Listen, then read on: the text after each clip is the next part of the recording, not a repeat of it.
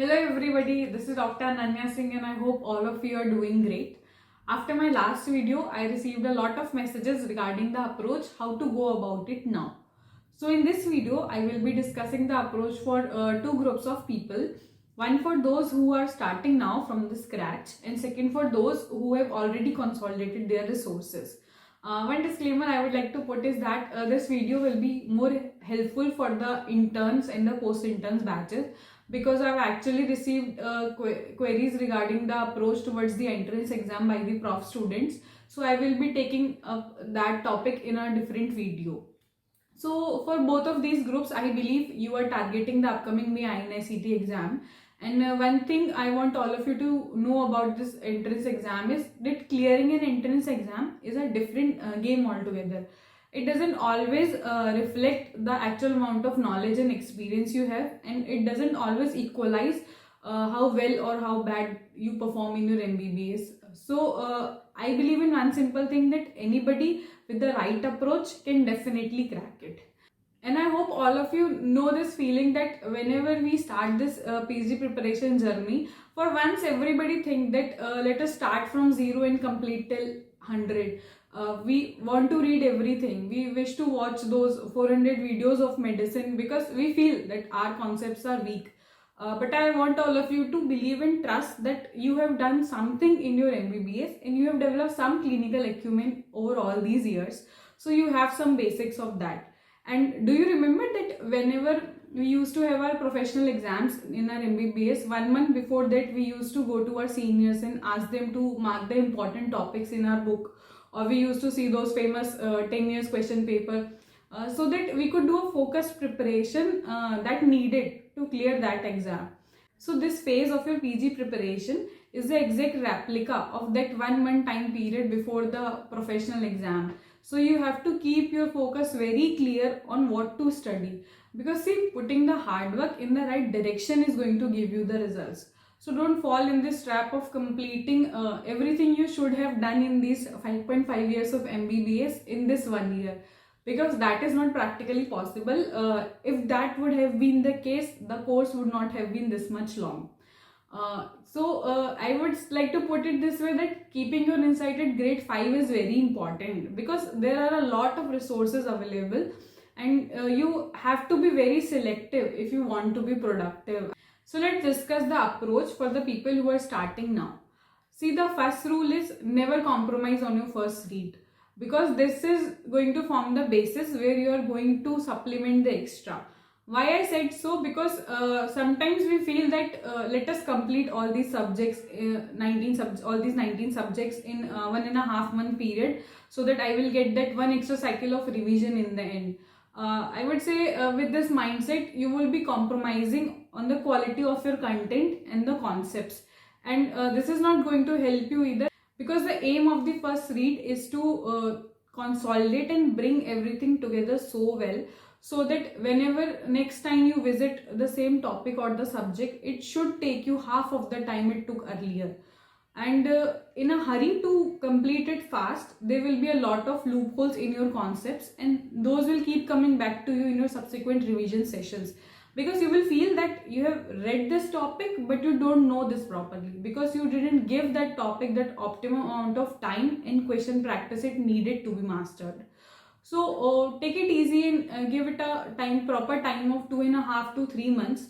You can make your own schedule, and if you have BTR, you can follow the one given by the Zainab man. Now I would like to tell you how I approach this phase of my journey and how you can also use it. See, my approach was very simple. I had this target of creating that one source where there is everything for that particular topic or a subject needed.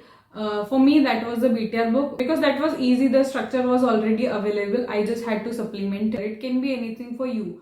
So I would like to explain you the approach with an example. For like, if I wish to read HIMAT, what I used to do is I watched the BTR videos and annotated at the same time, and then I would read the RR notes, and whatever extra points I could find in those notes, I have added them then and there in the book itself. And then I used to do the PYQs of both INICET and NEET PG, and whatever extra or the new point I could find, I could add that in that book. by this, what happens, this book becomes my one-stop solution for the next time when I want to when I want to read the HEMAT again. I will not need to do the PYQs again. I will not need to do open any other resource. Those 10-15 pages will just do my job.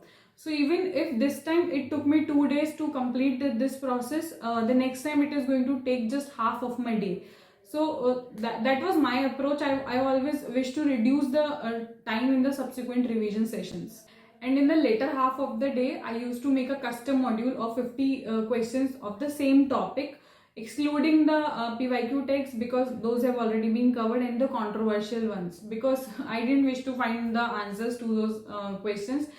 Whichever teacher I used to follow for that particular subject, I used to believe the answer they told.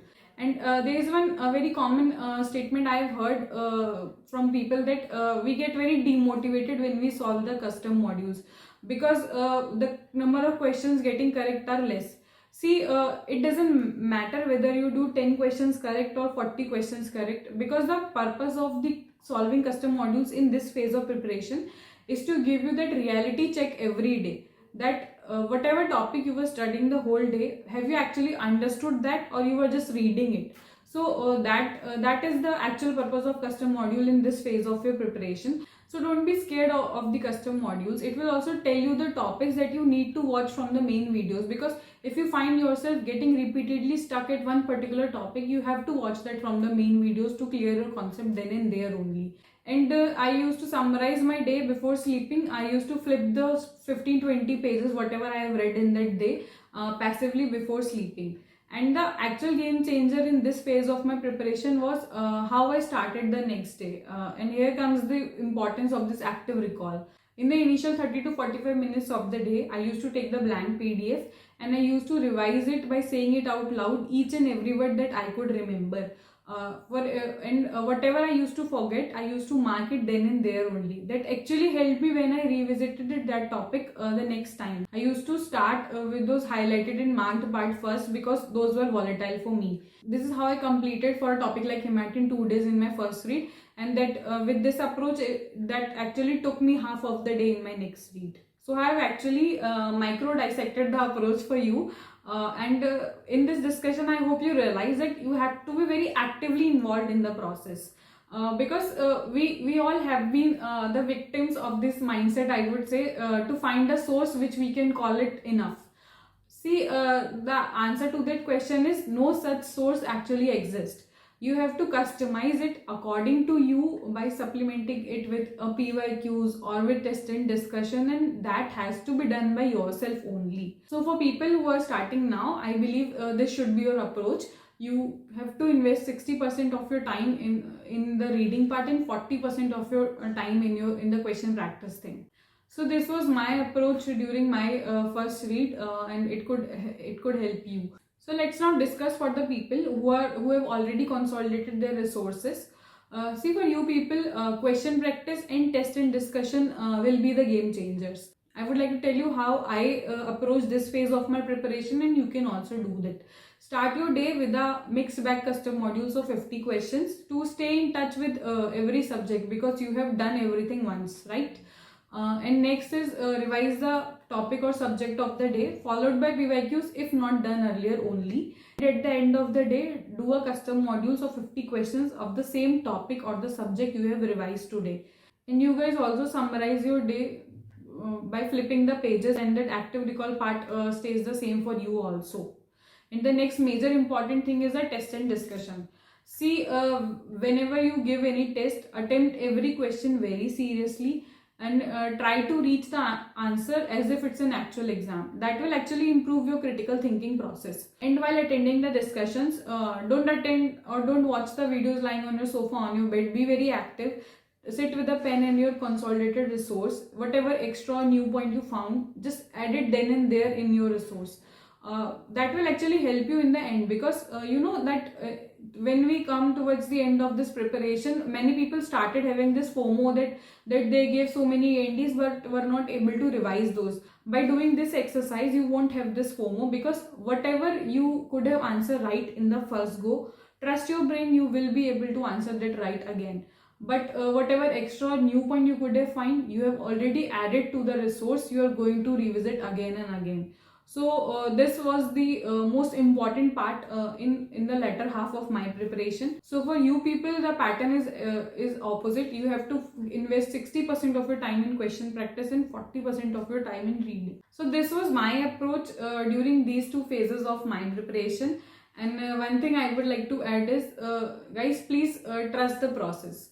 You can't expect yourself to get a change in just one day. You have to go through all these phases of preparation. It might feel a little overwhelming at its first look, but eventually you will see that things will start falling into the place. You will actually start enjoying this phase of preparation, because that will take you a step closer to your major goal every day, that is to become a good doctor.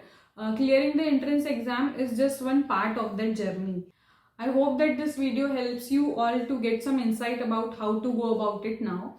And if you have any queries, you can definitely put them in the comments. I will be happy to answer. And how to revise effectively and how did I plan my revision sessions, I will tell in the next video.